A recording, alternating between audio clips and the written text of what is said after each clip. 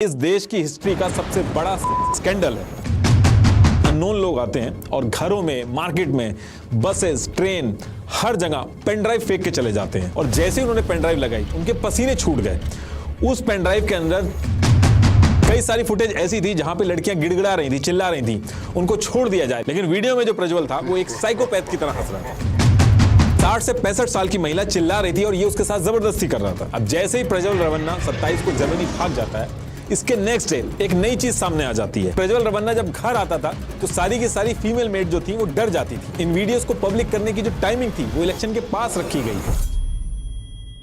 देखिए, जो नेता हैं ये इलेक्शन के टाइम पे एफिडेविट सबमिट करते हैं और ऐसे ही 4763 इलेक्शंस के जो एफिडेविट्स थे उनको एडीआर, जो कि एक नॉन प्रॉफिट ऑर्गेनाइजेशन है, इसने इनको एनालाइज किया और 2023 में एक रिपोर्ट पब्लिश की जिसमें 134 सिटिंग एमपीज और एमएलएज ऐसे निकले जिनके डिक्लेरेशन में क्राइम अगेंस्ट वुमेन के केसेस थे और सारी बड़ी बड़ी पॉलिटिकल पार्टीज ने इनको टिकट दे रखे थे। पॉलिटिकल पार्टीज को बहुत अच्छे से पता होता है कि इनके ऊपर कौन कौन से चार्जेस हैं और इन्होंने क्या क्या कर रखा है, लेकिन उसके बाद भी इनको टिकट मिलता है और फिर इन्हीं के साथ मिलकर औरतों से वोट भी मांगे जाते हैं। अब ये डिटेल मैं आपको इसलिए बता रहा हूं क्योंकि कर्नाटका में इसी 26 अप्रैल को एक सिटिंग एमपी देश की हिस्ट्री का सबसे बड़ा स्कैंडल करके पहले तो दोबारा से एमपी बनने के लिए खड़ा होता है, फिर इलेक्शन की कैंपेनिंग करके वोट मांगता है और फिर जब ये स्कैंडल की बात बाहर आती है तो जर्मनी भाग जाता है। और एक नहीं, दो नहीं, तीन नहीं, बल्कि 2976 लगभग 3000 औरतों के साथ जबरदस्ती करके उनकी वीडियो बनाने की बात बाहर आ रही है। तो एक्चुअल में इस इलेक्शन के सेकंड फेज में कर्नाटका के अंदर हुआ क्या, वो सारी डिटेल्स आपके सामने रखता हूं। प्रज्वल रवन्ना अब तक का इस देश का सबसे बड़ा scandal. Immediate arrest of Prajwal Ravanna we want. has been accused of assault. तो देखिए, ये तो आपको पता ही है कि इलेक्शन के जो फर्स्ट और सेकंड फेज है वो हो गए हैं और बाकी जगह इलेक्शन अभी होने हैं। और कर्नाटका जो है वहां पे 28 कॉन्स्टिट्यूएंसी है जहां पे इलेक्शंस होने हैं। इसमें से 26 अप्रैल 2024 को 14 कॉन्स्टिट्यूएंसी पे इलेक्शन हो चुके हैं और बाकी बची हुई जो 14 कॉन्स्टिट्यूएंसी है वहां पे 7 मई 2024 को इलेक्शन हो जाएंगे। और इसके लिए कर्नाटका के अंदर इंडिया अलायंस ने कांग्रेस के 28 कैंडिडेट खड़े किए हैं और बीजेपी ने 28 सीट पे अपने कैंडिडेट खड़े किए और बाकी जो 3 सीट्स हैं उसको बीजेपी ने अपने alliance JDS, Janata Dal secular जो है, उसको दे दिए। वहां पे वो अपने कैंडिडेट खड़े करेंगे। और जेडीएस जो पॉलिटिकल पार्टी है ये अपना सपोर्ट जो है वो चेंज करती रहती है। जैसे 2019 के जनरल इलेक्शन में जेडीएस जो थी वो कांग्रेस के साथ थी, लेकिन इस बार सितंबर 2023 में बीजेपी के साथ आ गई और नेगोशिएशन के बाद जैसे मैंने बताया था आपको कि बीजेपी ने इनको 3 सीट्स दी हैं। और ये जो 3 सीट्स थी जो कि बीजेपी ने जेडीएस को दी थी, इन 3 सीट्स में से एक सीट पे जेडीएस ने देश के फॉर्मर प्राइम मिनिस्टर के पोते प्रज्वल रवन्ना को खड़ा किया। प्रज्वल रवन्ना जो है ये अभी भी सिटिंग एमपी हैं हसन कॉन्स्टिट्यूएंसी से और इनका परिवार जो है, इनकी बहुत अच्छी पकड़ है इस कॉन्स्टिट्यूएंसी में। और ये जो हसन कॉन्स्टिट्यूएंसी है जहां से ये प्रज्वल रवन्ना खड़ा हुआ था, यही इस पूरी कंट्रोवर्सी की जड़ बनती है, जिसको इंडिया की हिस्ट्री में अभी तक का सबसे बड़ा स्कैंडल बोला जा रहा है।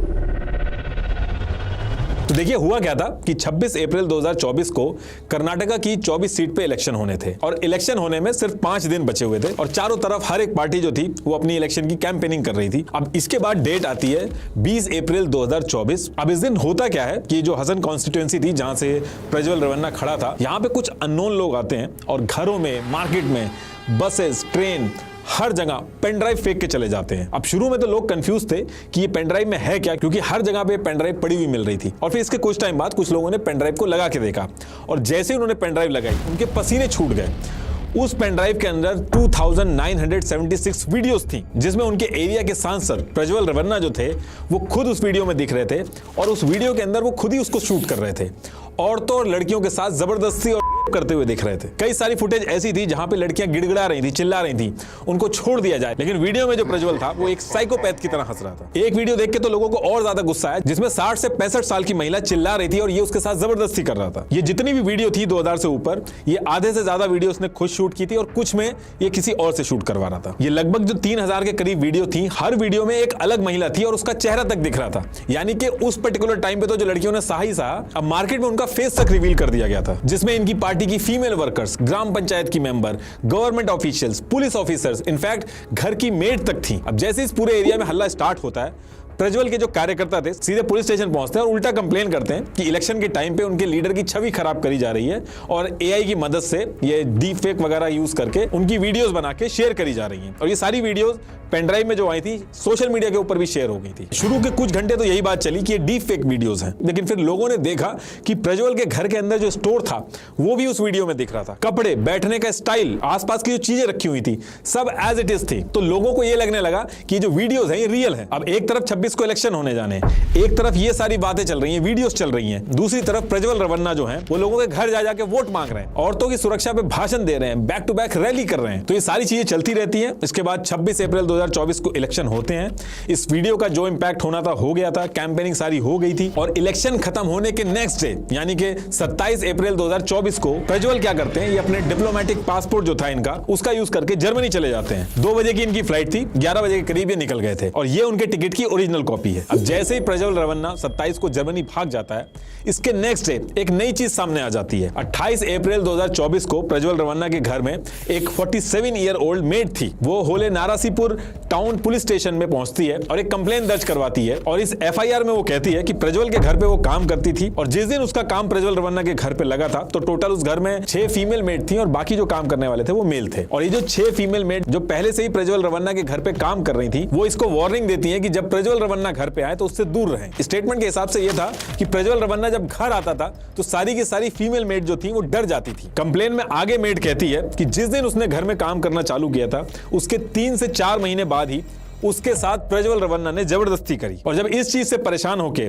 उसने प्रज्वल के फादर एचडी रवन्ना के पास कंप्लेन की, उसके पास गई और उसको सारी चीजें बताई, तो उसके फादर ने उसकी हेल्प करने की बजाय उल्टा उसके साथ जबरदस्ती करना स्टार्ट कर दिया। तो इसलिए एफआईआर के अंदर बाप और बेटे दोनों के नाम लिखवाए इस मेड ने। और इस कंप्लेन में आगे ये भी बोलती है वो कि वो चुपचाप कई दिनों तक ये चीजें सहती रही क्योंकि उसको जान का डर था। और एक दिन किसी काम से उसकी बेटी प्रज्वल के घर आई तो प्रज्वल ने उसका भी नंबर लेके वीडियो कॉल करना उसको स्टार्ट कर दिया और यही वो टाइम था जब उसकी लड़की को परेशान करने लगा तो मेड ने वहां पे काम करना छोड़ दिया और जो उसकी लड़की का मोबाइल था उससे ब्लॉक करवा दिया। इस कंप्लेन में पुलिस ने और बाकी लोगों ने यह भी पूछा कि इस समय आप क्यों कंप्लेन करने आई हैं, तो उसने कहा कि जैसे ये वीडियो वाली सारी खबरें सामने आई तो मेरे अंदर भी हिम्मत आ गई और मैं आके कंप्लेन कर रही। और फिर इस कंप्लेन के साथ ही प्रज्वल रवन्ना और उसके फादर के ऊपर under IPC section 354A, 354D, 506, 509 के तहत एफआईआर दर्ज हो जाती है। अब इसके बाद क्या होता है कि सेम वीक में कर्नाटका की वुमेन कमिश्नर चीफ नागालक्ष्मी चौधरी, इनके पास भी ये पेन ड्राइव पहुंचती है। उन्होंने अपने ऑफिशियल स्टेटमेंट में ये कहा है कि मैंने वीडियो देखी है लेकिन पूरी देखने की हिम्मत नहीं जुटा पाई।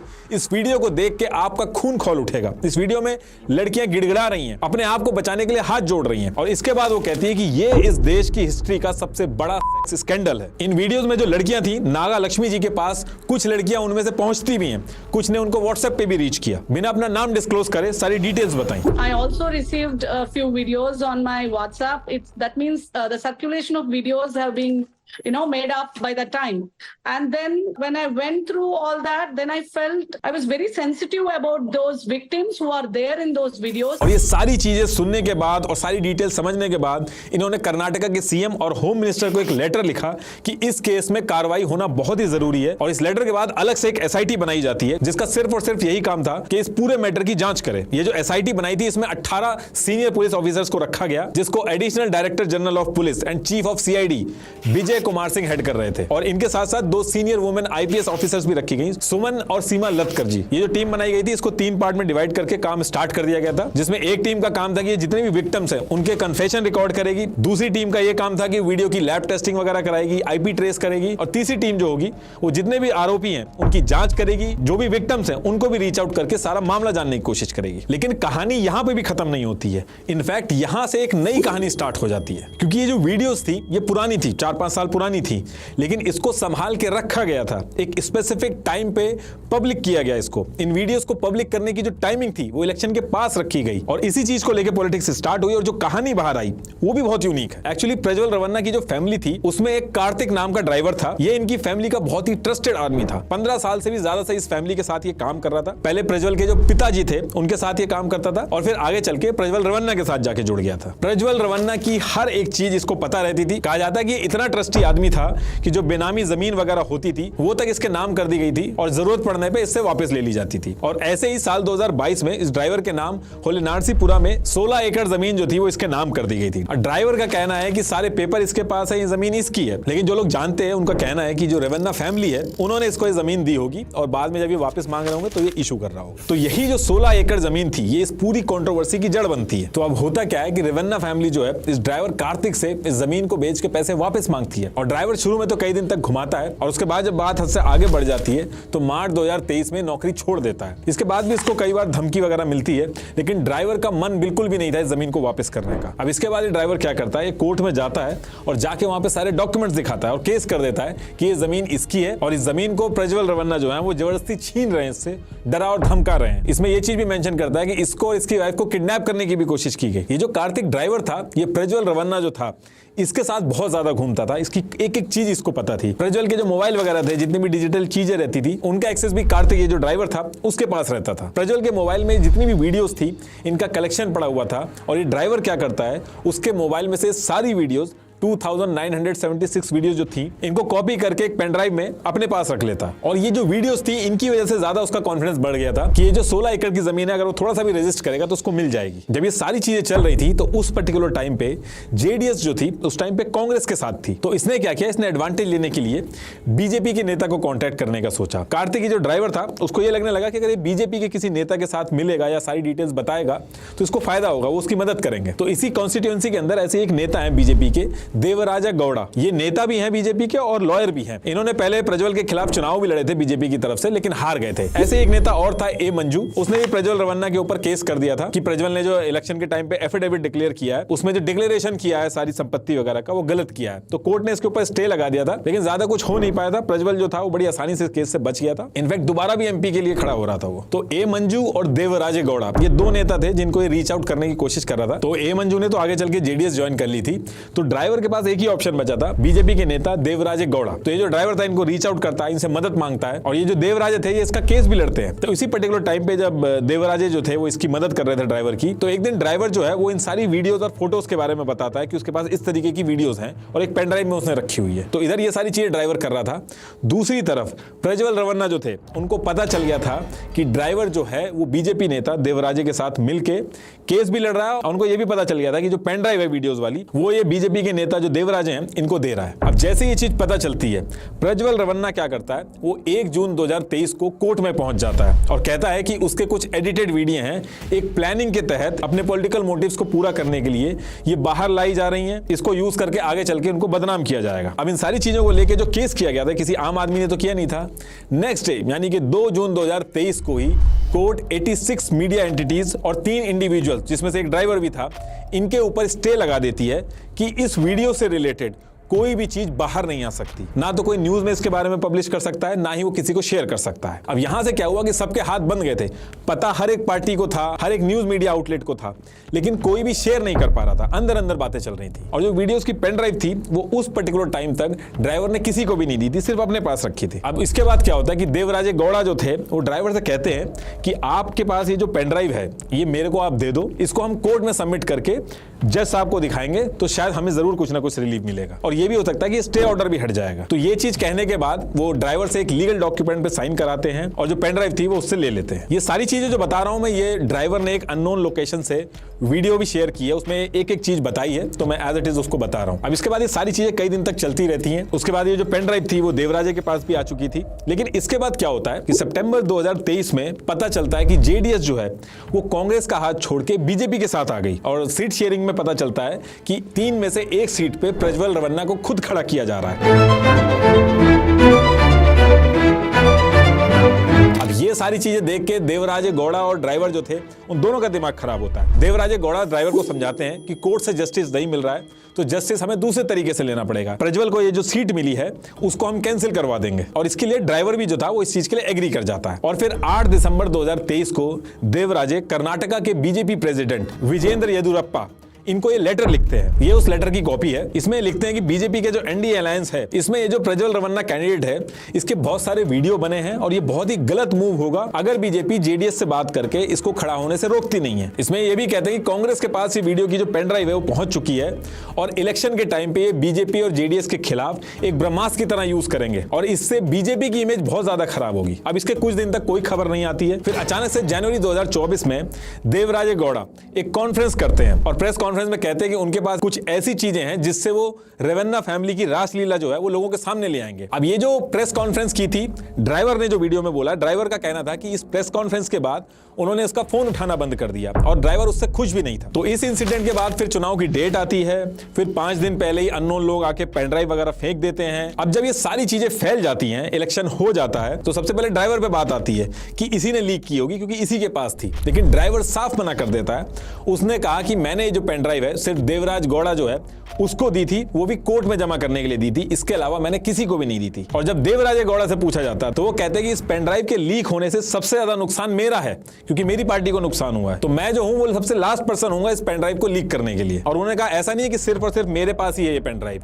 उन्होंने कहा कि जब ड्राइवर कार्तिक मेरे पास आया था तो मैंने उससे पूछा था कि ये जो पेन ड्राइव आप मुझे दे रहे हो ये और किसी के पास है कि नहीं, तो ड्राइवर ने उनको उस टाइम पे बताया था कि ये पेन ड्राइव उस ड्राइवर ने कांग्रेस के प्रेसिडेंट को भी दी है। लेकिन ड्राइवर इस चीज के लिए पूरी तरीके से मना कर देता है कि कांग्रेस को उसने पेन ड्राइव नहीं दी है। और देवराजे ने यही कहा कि इस पेन ड्राइव को वायरल करा के मुझे कुछ हासिल नहीं होगा, ये वीडियो जिस टाइम पे शेयर की गई है उससे सिर्फ और सिर्फ कांग्रेस को फायदा होगा। अब दूसरी तरफ बीजेपी के ऊपर भी क्वेश्चन उठने लगे कि जब आपके पार्टी मेंबर यानी कि देवराजे गौड़ा जो थे उन्होंने आपको लेटर लिखा था तो आपने कोई एक्शन क्यों नहीं लिया, और ऊपर से प्रज्वल रमन्ना जो है वो भी इलेक्शन के तुरंत बाद भाग गया है। तो बीजेपी ने इस पे कहा कि पहली चीज, ये जितनी भी वीडियोस बनी है ये कांग्रेस के टाइम पे बनाई गई है, इससे हमारा कोई मतलब नहीं है। दूसरी चीज उन्होंने बोली कि हम जेडीएस के साथ मिलकर सीट शेयरिंग जो है उस पर चुनाव लड़ रहे हैं और इसमें हमारा कोई डिसीजन नहीं होता कि जेडीएस किसको टिकट दे रही है उस पर्टिकुलर जगह से। ये पूरी तरीके से जेडीएस का डिसीजन था प्रज्वल रमन्ना को टिकट देने का, और जो सरकार है वो कांग्रेस की है स्टेट के अंदर, तो प्रज्वल रमन्ना जो भागा है उसके जिम्मेदार भी वो कांग्रेस को बताती है। अब इसके कुछ टाइम बाद देवराज गौड़ा हिंदुस्तान टाइम्स को एक इंटरव्यू देते हैं और उसमें बोलते हैं कि ये लेटर मैंने भेजा तो था बीजेपी के प्रेसिडेंट को, लेकिन उनको मिला नहीं था और ना ही उधर से कोई जवाब आया था। ईमेल किया था उन्होंने तो वो ईमेल बाउंस बैक हो गया था और व्हाट्सएप भी किया था उन्होंने, लेकिन उनका कहना था कि शायद बीजेपी के जो प्रेसिडेंट है उनको मिला ही नहीं होगा। हमारा बीजेपी का नेता कौन कौन है वो सब मैं हाईकमांड पूरा लेटर लिख के भेजा, ये हमारा लेटर वो नहीं पढ़ा, वो लेटर भी नहीं देखा, रिस्पॉन्स भी नहीं आएगा। और दूसरी तरफ कांग्रेस कह रही थी कि बीजेपी को बहुत अच्छी तरीके से पता था प्रज्वल के वीडियोस और पेन ड्राइव के बारे में, और उसके बाद भी बीजेपी ने उसको टिकट दिए जाने से रोका नहीं बल्कि उसको वोट देने के लिए प्रमोट किया। और जेडीएस ने तो सारा का सारा इल्जाम उठा के कांग्रेस के ऊपर लगा दिया। उन्होंने सबसे पहले तो प्रज्वल रमन्ना जो है उसको अपनी पार्टी से हटा दिया। दूसरी चीज जेडीएस ने बोली कि कांग्रेस के deputy chief minister DK Shiva Kumar ने ये सारी की सारी वीडियोस लीक कराई हैं, और वो इसलिए लीक कराई हैं क्योंकि 2 से 3 सीट पे बहुत क्लोज कंपटीशन था, तो उसको जीतने के लिए ये सारी चीजें की गई हैं। अभी करंट सिचुएशन ये है कि प्रज्वल ने ट्वीट किया कि वो भागा नहीं है, जरूरी काम से बाहर गया और वो वापस आ जाएगा। उसके लॉयर ने भी इस चीज पे रिप्लाई किया है। लेकिन इस पूरे पॉलिटिकल ड्रामा में सबसे ज्यादा जो नुकसान हुआ उन लड़कियों का हुआ। उन्होंने जो झेला उस टाइम पे वो तो झेला ही झेला, उसी के साथ साथ इलेक्शन से कुछ ही दिन पहले अपने पॉलिटिकल मोटिव को पूरा करने के लिए इन सारी लड़कियों के चेहरे बाहर आ गए। तो इस पूरी पॉलिटिक्स की जो सबसे बड़ी शिकार